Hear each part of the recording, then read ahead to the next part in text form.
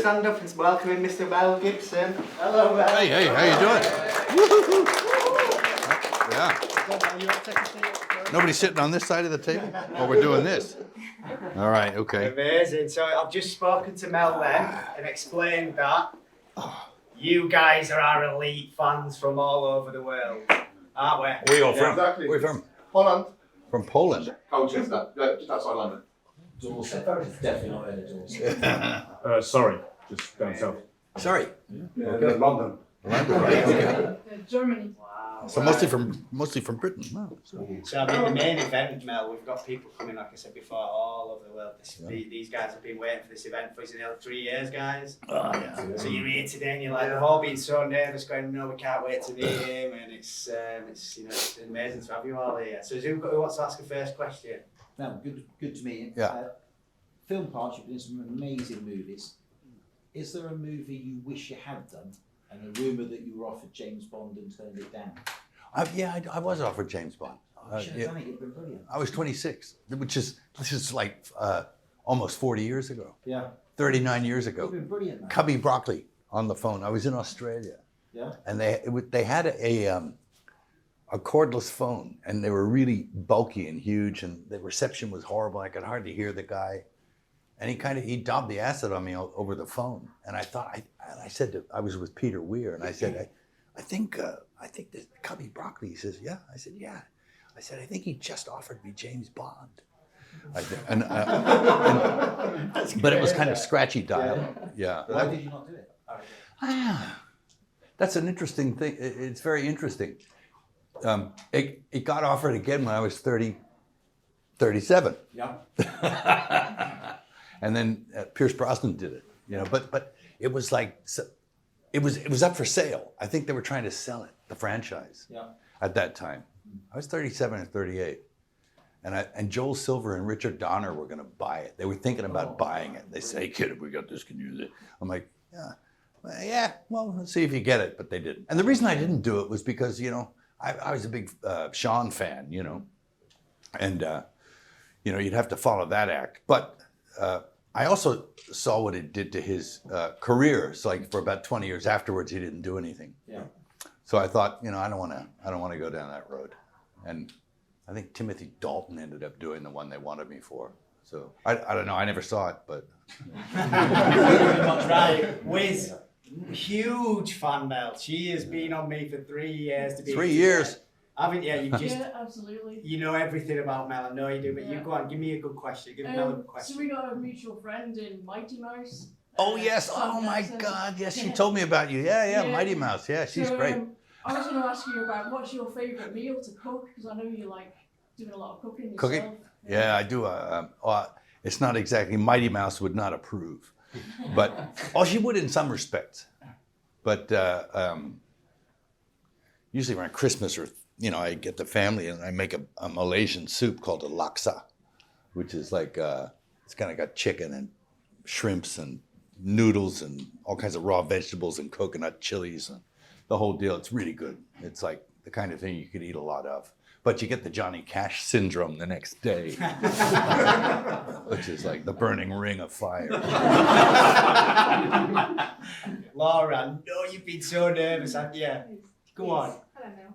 Yeah. So nice to meet you. Yeah, you too. Just want to ask you, just of the kind of interviews I've ever seen you do, you've never heard you into music. What music you like? Music. I'd like to know what music you like.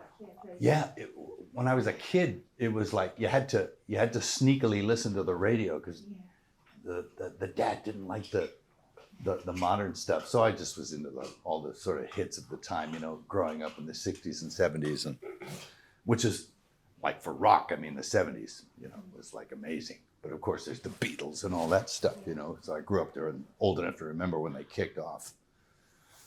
When people were saying, "Who are they?" Yeah. And it was back then. Interesting story. I met 3 of them. I was scoring the soundtrack for Braveheart. I might have to tell this story out there too. The orchestra's in full swing, and and we're watching the image up on there, and there's the whole the LSO, London Symphony Orchestra, they're all going with the strings and the whole deal and everything, and I'm trying to listen to the cue back, and there's people talking, and I turn and I said, "Could you please shut up?" And it was George and Paul and Ringo. Wow. And I told them to shut up. And we were recording at Abbey Road. So they were coming back making a documentary.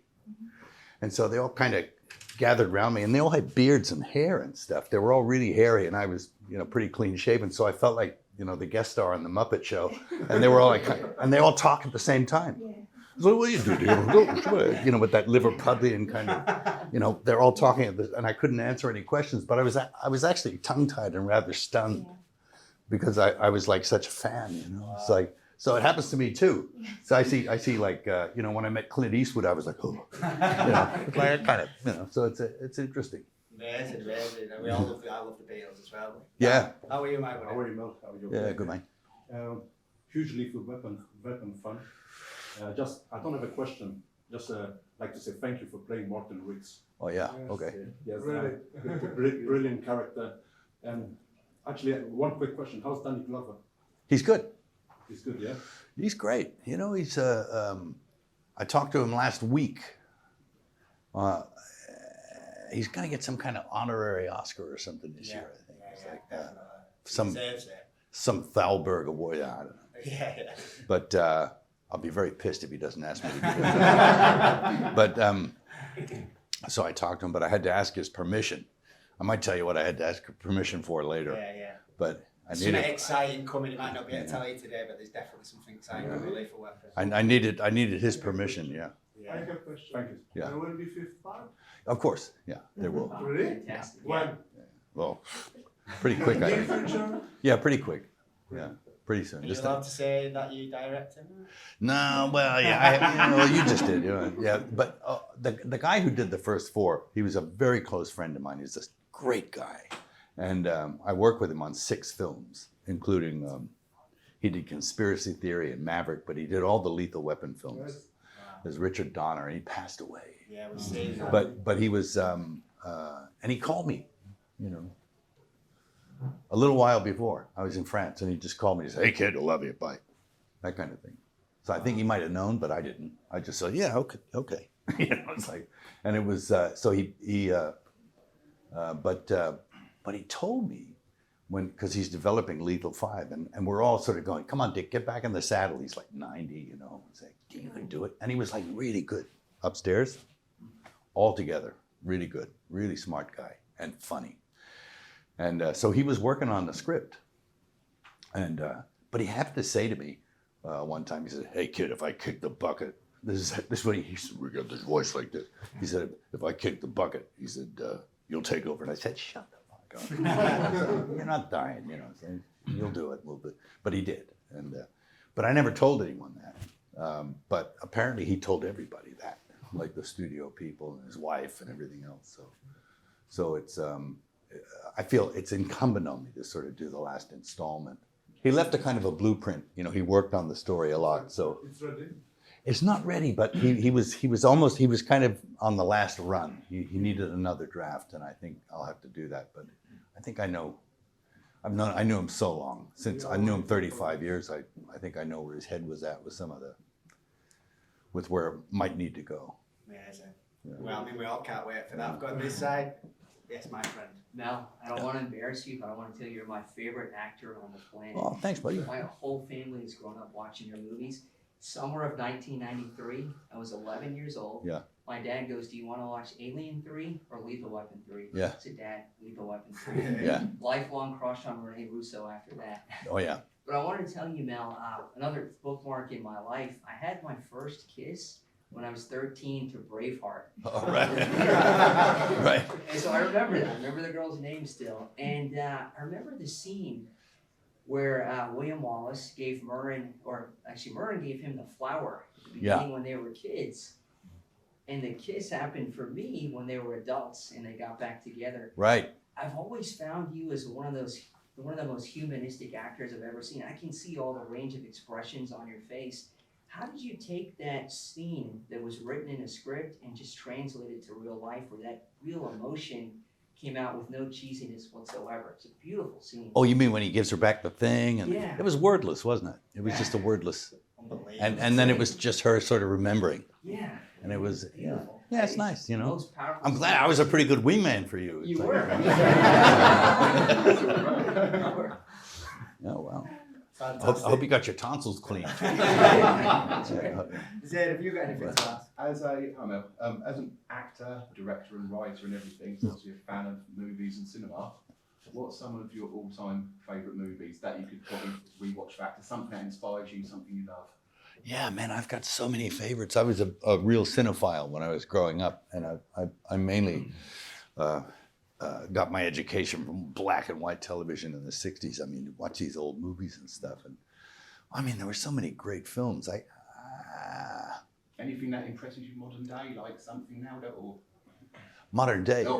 last, I'll say 30 years, or any 30, 40 years, is there anything that you sort of... I'm sure there is. Yeah, so there were, many, you're just a fan of... yeah. I mean, there were things that really blew my mind. I mean, I liked all the Francis Ford Coppola stuff, you know, because I was a kid coming up, and the Kubrick stuff, and all those things, and it was the 70s, you know. Yeah, and so just everything that was out there. you just Yeah, loved it. the 70s was a great decade for music, and it was a great decade for film and filmmakers, and there was a lot of changes going on then, you know.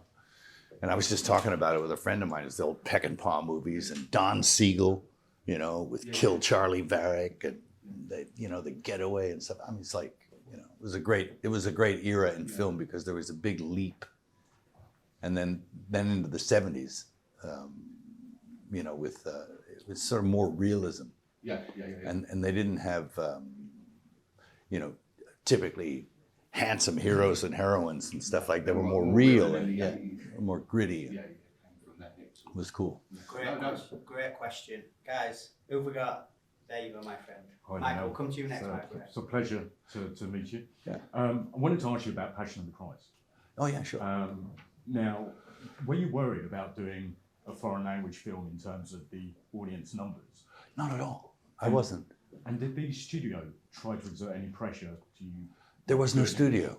Right. Okay. That was lightning in a bottle. There was no studio. Right. There was only me. Wow. And then once I did it, I tried to get a distribution deal. They all backed away like I was some kind of leper. I mean, it was like, whoa. They were like, ding dong ding, you know, bring out your dead kind of thing. It was Incredible movie. yeah. Can I piggyback onto that one? Of course you can, yeah. Did you see yourself becoming a director in the beginning of your career, or was it did you have to do that to make the movies you wanted to make? You see, the ones you directed seem to be personal choices. Yes. You know, Apocalypto and... Yeah. Well, it's interesting that you asked. I think that I didn't consciously want to be a director, but I think it was a very strong undercurrent of subconscious, because I'd already had like yearnings to do it when I was like a kid in school. It was really weird. I wanted to do it in school. And I had this whole idea that one time I was learning about the English language, you know, the language we all, you know, we're all supposed to speak. And it was like, and I was looking at the history of it, where it began, and I started to look at the Old Norse and then this Low German tongue, and then thinking, where did it come from? It came from over the pond, you know, people were raiding. And then I started thinking about Vikings and stuff, and that got into my head. And I thought, man, imagine if you made a Viking movie and you used the original language. And that would be really cool. And I was thinking, because if the Viking opened his mouth and he gets off the boat and he's coming to your town with his hatchet and he speaks English, he's not scary. But if he speaks some low guttural German, it's terrifying. And I thought, that's really cool. And I said, why am I even thinking this? I'm not going to direct a film. You know what I mean? Because you're like 16 years old and you're thinking that. So I think subconsciously, I think I was always going there. Did you want to be an actor then? Did you think about... No. No, so it was just director before actor, really. No, I just wanted to be like a journalist or a chef or something like that, you know, because I had all these romantic notions of like, you know, covering wars and you know, that would be horrible now. I think. Yeah, that would be awful. Amazing, great question. Michael. God's blessing to everyone. Yeah. My name is Michael McLeish from the Church of Jesus Christ Divine Physician, Uh-huh. which is a Sunday Vacantis, Sunday Privationist Christian church. Right. religious organisation based in London here, Right. SadeVikantism.com. Yeah. I want to say first thanks to Stephen and the whole team at Experience with organising this amazing event. Uh-huh. And thanks to Mel for coming to London during these difficult times for our world. My question is about the sequel to this historic movie. Yeah, yeah. That I'm sure everyone remembers and loves, The Passion of the Christ. Yeah. Yes. Mel, you may recognize this wonderful woman, Oh yeah, Catherine. Yeah. this great Catholic mystic, Anne Catherine Emmerich. Mel, will you, Jim Caviezel, and Maya Morgenstern take inspiration once again from her visions for the Passion of the Christ resurrection movie that the whole world is looking forward to watching in cinemas very soon? Thank you. There's a lot of reference material, and including her, including Maria de Agreda, including all the Gospels and other guys like some scholars who make dissertations on it. There's old Jesuits you find in books from the 1800s and stuff like that to talk. So it's pretty interesting to gather up that information and see what fires the imagination. And that's a very big subject. It's not just it's not just the straight, what would you call it? Just straightforward telling. It's not in chronology. You can't do it chronologically. Yeah. Or it won't have any power. You have to tell it juxtaposed against the events before, after, during, and jump around and sort of like make poignant comparisons, and then it takes on some kind of meaning. So it's a very difficult thing to develop, but I am developing it, and Great. Great, well done. Fantastic question. The rare time we've got clear space in your schedule, but nothing in your diary, you have a few free nights and you can do anything you want, a relaxing night in, go somewhere, what would be your ultimate chill night when you get those rare time off? I know, better look on your face. Rare time off, what's that? Yeah. Well, no, it happens, I got a 4-year-old now. Again. Yeah, no, free time. What's that? I mean, I got a 41-year-old and a 4-year-old. So. I noticed you were at the UFC last month as well. So were you a fan? Yeah, I love that. It's great. But it's interesting because it's quite a brutal sport, and it's but there's art to it. Yeah. Even in the brutality. But I went to a fight, and somebody I knew was in the fight, and it was a championship bout, and I knew the guy in it, and it was a different experience. I wanted supporting someone. Well, he was getting his ass beat, and I just wanted to stop the fight. I wanted to run in there and stop it because all of a sudden it hit me in a personal way, more than it would if you don't know the people. Yeah. But if you know the guy, it really it upset me. I was like, oh my God, he got his orbital broken, and oh my God. It is a crazy sport, though, Yeah, UFC. it's So listen, we are on a really tight schedule. We could stay here all day. Yeah. I wish we could. So let's just give Mel a round of applause.